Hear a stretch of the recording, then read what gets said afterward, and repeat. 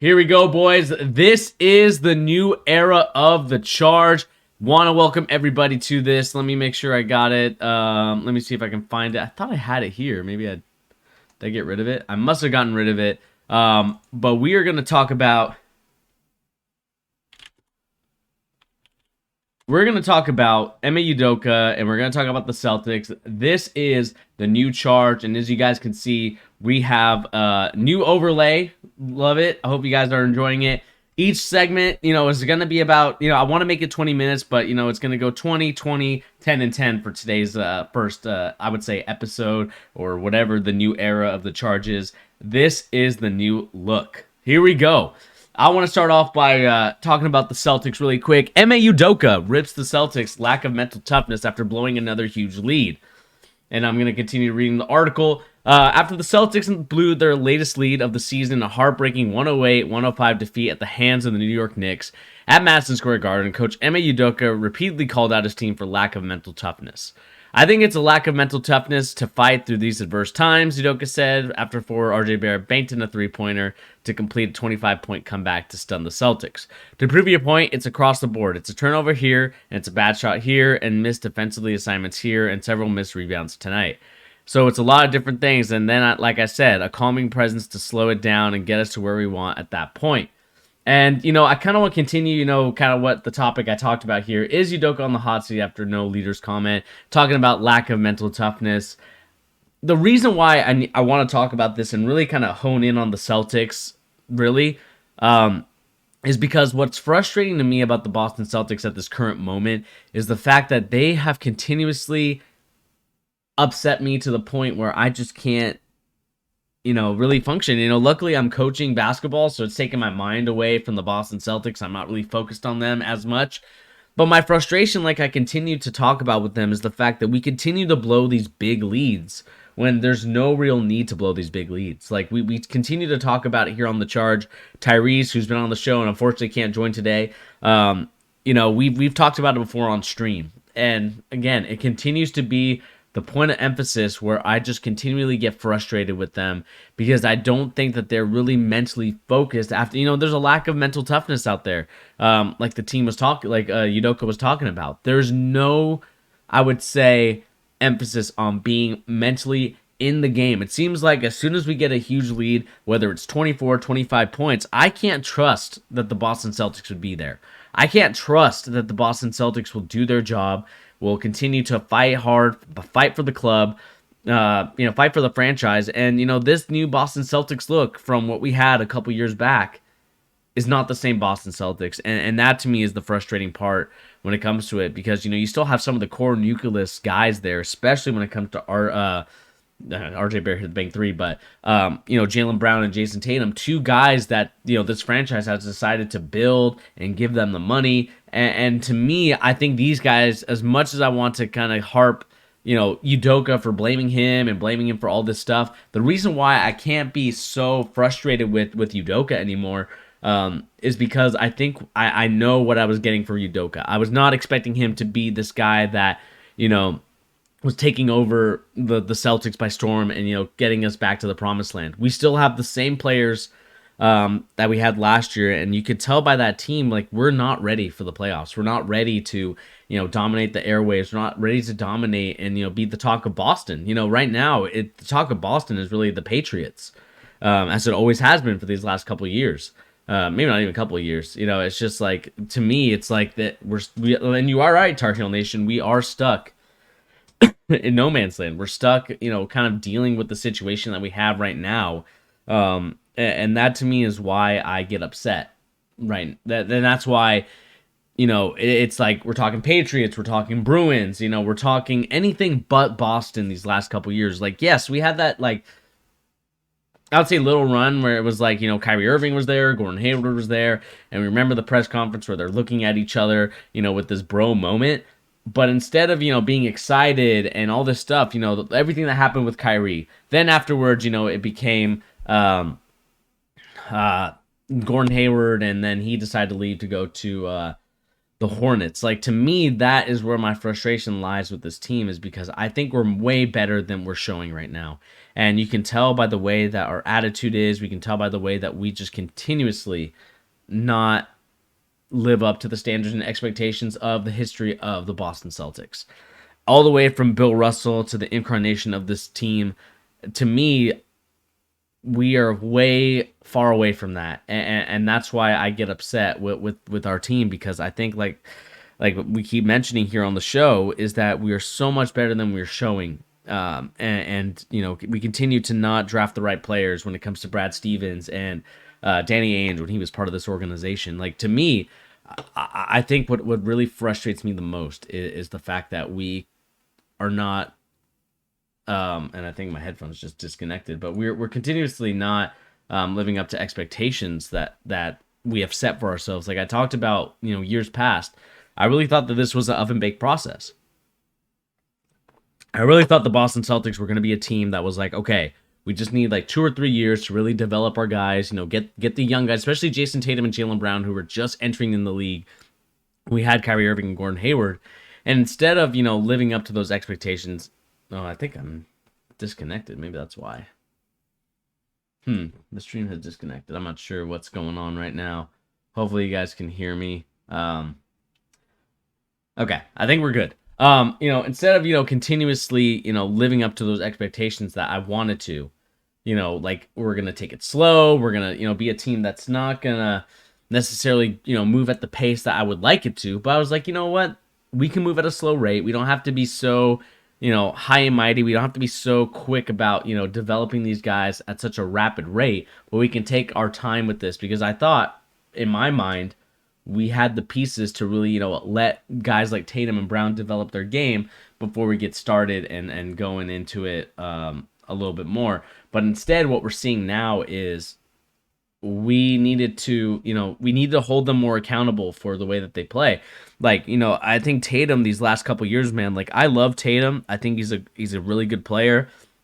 But what frustrates me about Tatum at times is that I don't think he really understands that, you know, we need to start moving the ball. We need to start involving our teammates more, because I think that's really what's going to get Boston over the hump. That's really what's going to get Ime Udoka from where he's at right now, which is kind of like a, you know, middle of the road, you know, kind of average, you know, situation that's going on for us, to really being title contenders. Like, you know, I really think about that year in the bubble, and I understand that it was like the most like weird times. That, to me, was the team that should have won, that should have went to the NBA Finals instead of the Miami Heat, because I think we would have given the Lakers a little bit of a better matchup. But instead, we continued to show what we've always been, as a team that doesn't know when to play these situations. Like we talked about the other night, you know, yes, we beat them yesterday, but the 2 days before, you know, the Celtics really should have won that game. You're up 24 points. When a team is up 24 points in the NBA, I understand that anything can happen, anything is possible. But for me, the Boston Celtics needed to really hone in on their skills and really hone in on just being like, all right, we're going to do our thing. We're going to talk about, you know, we're gonna keep this lead. And instead, you know, to me, like, what I noticed for our team is that anytime we're up that much, I already know we're not going to hold the lead. And if that's the situation that I'm noticing for us, like, that's bad news. That is hugely, you know, I would say grossly just frustrating to me. And it starts with Jason Tatum and Jaylen Brown, because these guys have been here the longest. You know, maybe besides Marcus Smart. Marcus Smart has technically been here the longest. But, you know, when you have guys that are like your number one options on your team, like number one and number two, they need to step up and really take ownership and, you know, really command the team. Because in the fourth quarter, I feel like we always play so tight. We always play, you know, at this sort of like scared look, the scared mentality, you know, not really honing in on being like, all right, we have this lead. It's our lead to keep, and we're just going to continue to hold the lead. And instead, what happens? We lose the lead, and we let a bank three defeat us 108-105 2 nights ago. And I understand that we just won the other night. Jaylen Brown had a triple-double, and, you know, everything's fine and dandy. But, you know, we've blown leads. The one that gets me is the Milwaukee Bucks, I believe, either on Christmas or, you know, sometime near that Christmas time. where we had the lead the whole time, and then Giannis, I know it's Giannis, I get it, but at the same time, we blew that game. We had opportunities to win it. We had opportunities to hold that lead, and instead we are not doing that. And to me, that's where the frustration lies.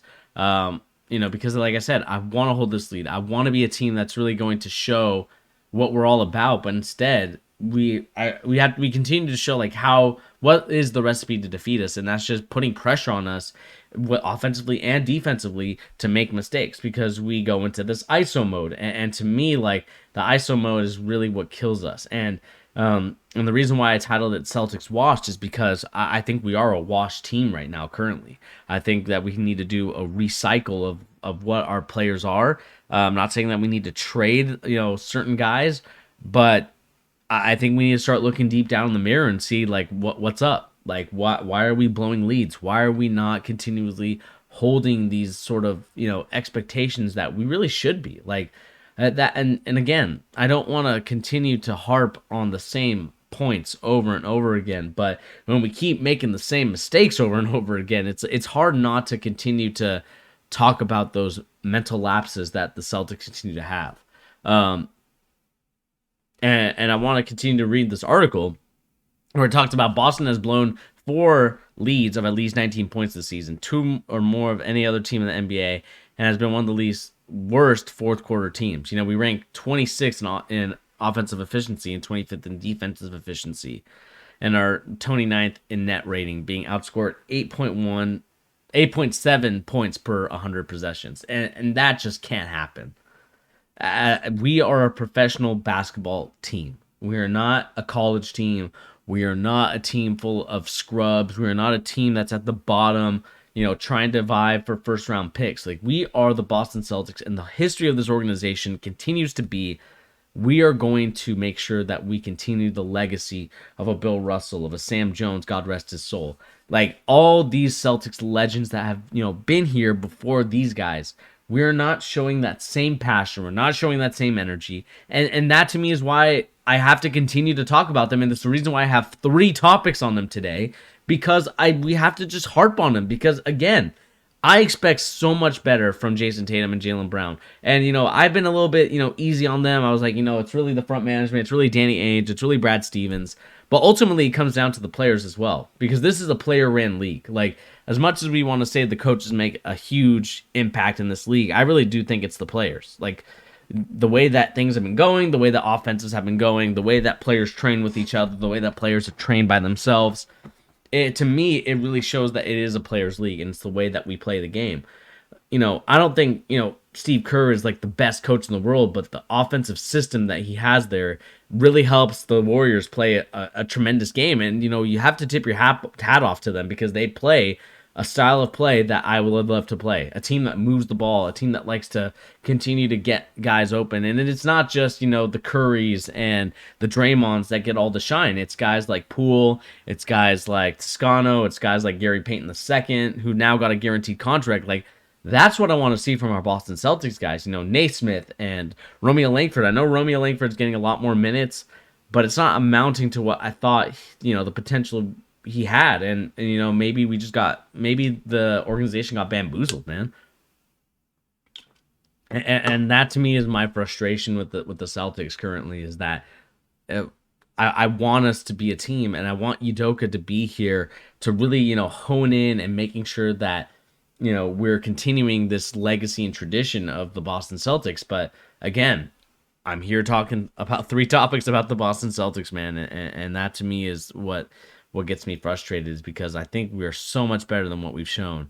But it seems to me that we continue to miss the mark when it comes to the Boston Celtics. And again, I would much rather talk about them fighting for that top 4 seed. I mean, if we look at the standings again, like, let's look at it. Let me make sure, we are 10th right now.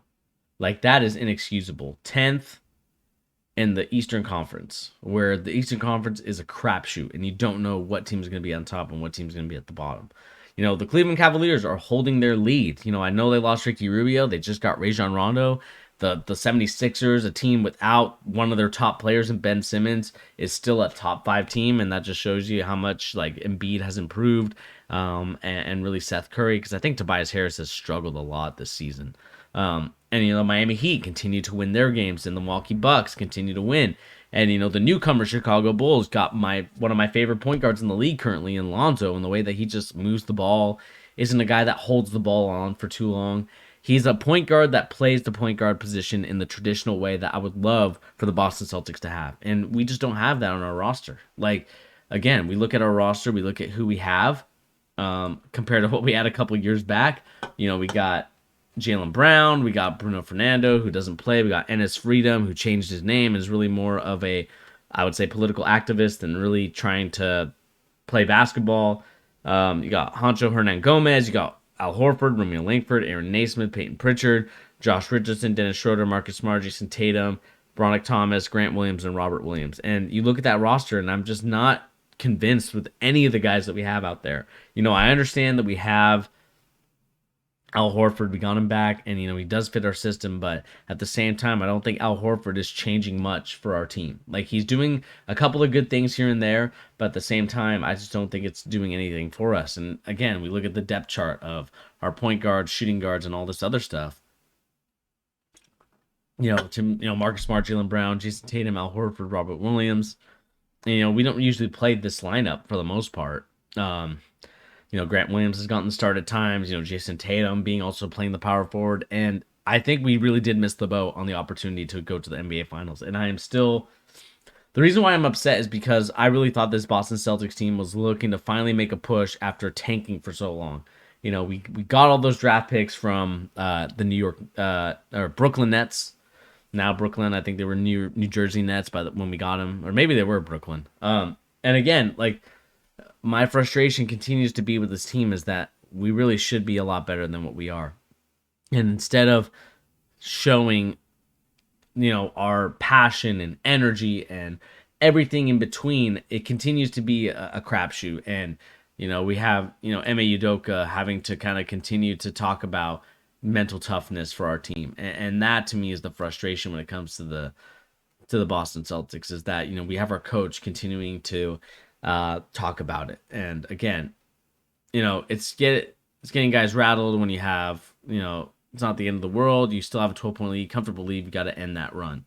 We have to understand time and score. We need a solid shot and not just get caught up in the game. You have to play the game in the first quarter than the fourth quarter. And that's true. Like, you're not going to play the first quarter and the fourth quarter the same way. In the fourth quarter, you're not taking as many risks. And the problem that I'm seeing is that Tatum continues to go to this bag, of moves that, again, is nice. There's some good things in there, but, I just think that we need to just play fundamentally sound basketball when really, Tatum and Brown, and especially Tatum for that matter, more so Tatum than Brown, go to this bag that I just get frustrated watching their game. And again, as much as I love the fact that we have these two young players, they're still so young that we can potentially get there. But we are under 500, and this is not okay for the Boston Celtics. We should definitely be, looking to improve. We should be looking to get better. And again, I continue to harp on this situation when it comes to this team, is that I just want better basketball, and I think it starts by getting a point guard. It's as much as I would love, Tyrese has talked about it before on the channel. Getting ourselves a scoring big, maybe Sabonis, trade Brown for Sabonis, Brown for other people, Marcus Smart, even in the trade packages. I heard, Tyrese wanted to really talk about a THT Marcus Smart trade, and I wish he was on, but, we'll talk about it another time. And to me, it's like, we need a point guard, man. You see the way the Chicago Bulls are playing. You see, like, all these teams have, that are on top. Oops. Okay. I guess it's not going to go to ESPN.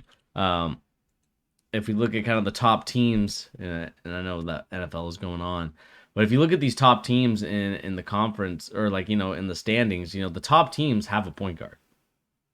Miami, Brooklyn, Chicago, Phoenix, Golden State, Utah, they all have great point guards, and point guards that are willing to, get the team involved, get the team going. And instead, we're the Boston Celtics are at the bottom because they don't have a point guard. I think it's going to be a tough climb for our team, to be honest with you, to get to that next step. But we'll see what happens, man. Let us know in the comment section down below. What do you guys make of the Boston Celtics and Ime Udoka saying that we're not mentally tough? Let us know in the comment section down below.